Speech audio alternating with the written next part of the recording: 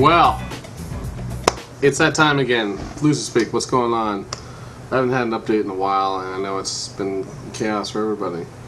Damn, what to say? It's been so much going on. You guys are going, what's going on with Flooz? Well, Flooz has been working out, as you can tell. Feeling good, working out. Although, I pulled something in my neck this weekend. I went to Kentucky. Yeah, I went down to Kentucky, down to the holla. Stayed some friends, my girlfriend's family, and that was kind of wild. You know, it's a good place to go to get yourself in perspective. You know, it's not a place you would expect to see a whole lot of Wi-Fi or any kind of technology, really. But it's a nice place. Nothing wrong with Kentucky. It's a good thing. Paintsville, that's where I went. I went to Paintsville. A couple things I want to address really quick before we get totally sidetracked into other great things here on the Floozyspeak. First of all, thanks for watching. All you folks out there who have been watching, that's great. You know, I'd love to know what the hell you think about things. So why don't you send me some messages or some email and say, hey, I'd really like you to talk about this or talk about that. That would be really handy to do. Some other things I want to mention really quick about the Dash. Boy, man, I got a ton of hits on that whole hate for the Dash video I did, and there's some good points out there, and you know, I still stand by a lot of what I said about the phone, but you have to keep it in context. Remember, it's 48 hours. I had 48 hours. I played with it, and then it didn't really grip me. In fact, it was actually, I kind of damned it from the start, and that was, I tried to get over my phobias on it. The whole Microsoft OS type phone, it's just never gonna fly for me. So it's probably pretty foolish for me to try any phone that has that kind of OS on it. Anyways, Dash is old news. People were moving on to newer things. You might hear that sound. It's the sound of someone mowing the lawn out front. That's good. That's good. Some things I do want to tell you all to do. Really quick. Simple. TV shows plus transmission plus Visual Hub plus TiVo equals goodness. That's right. TV shows, go get the app. It's a really fun app. Next thing to get, transmission. Great BitTorrent program. Get that. Download that. Download your trials. So now you have, you know, TV shows working, transmission, they're working together. Everything's great. Then you throw Visual Hub in the mix and tell Visual Hub to either encode it for what I have at home, encode it for TiVo, or you can encode it for Apple TV. Encode the TiVo, slap into a folder, put it on a TiVo. I've been watching all kinds of shows lately. It's been really cool. That's probably the best, coolest, funnest hack I've played around with since I bought the Mac. Was just be able to get all those TV shows I want right on the TiVo. Don't have an Apple TV yet, although YouTube has arrived on Apple TV. I saw recently on the web. And Juiced is also out there. Also works on Apple TV. Also works on your standard Mac. My 17-inch iMac has been discontinued. At least that's what I heard last. It's kind of a drag. I liked it, but you're right. I'm overdue for 30-inch, 40-inch, or 24 or something like that. 40-inch. That'd be kind of cool. Some software I recently bought. I bought storyboardquick to try to get some ideas out faster and quicker. That interface really needs to be updated. The software's okay. In hindsight, I probably shouldn't have bought it, but I had so many ideas for shows and things I wanted to produce, and I had a hard time translating them into something for other people to look at and go, oh yeah, I know what you're talking about.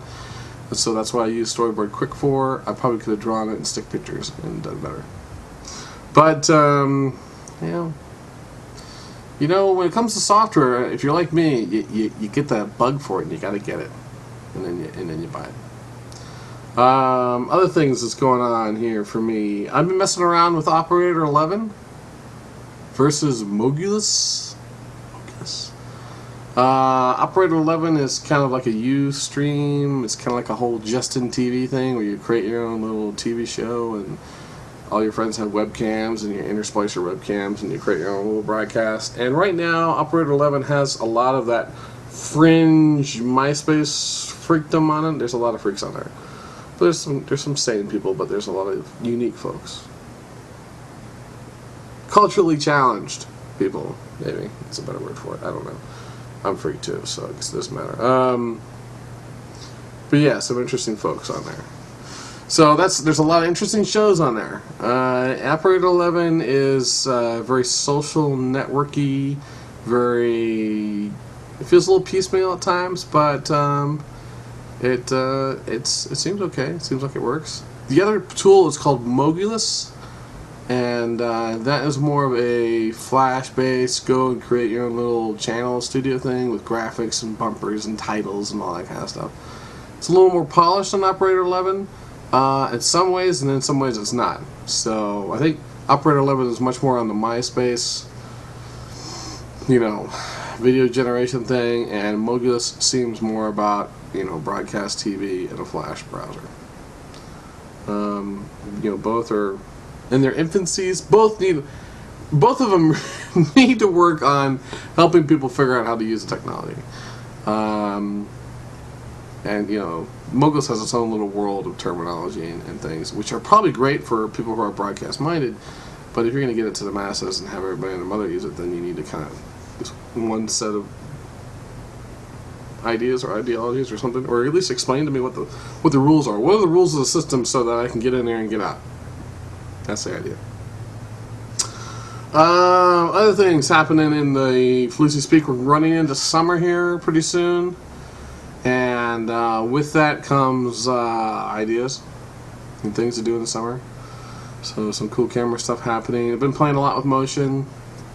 Mainly I've been trying to create clips. I've been trying to create a catalog of clips and then go and use them either in Operator 11 or Mogulus. Does that mean I'm leaving YouTube behind? No.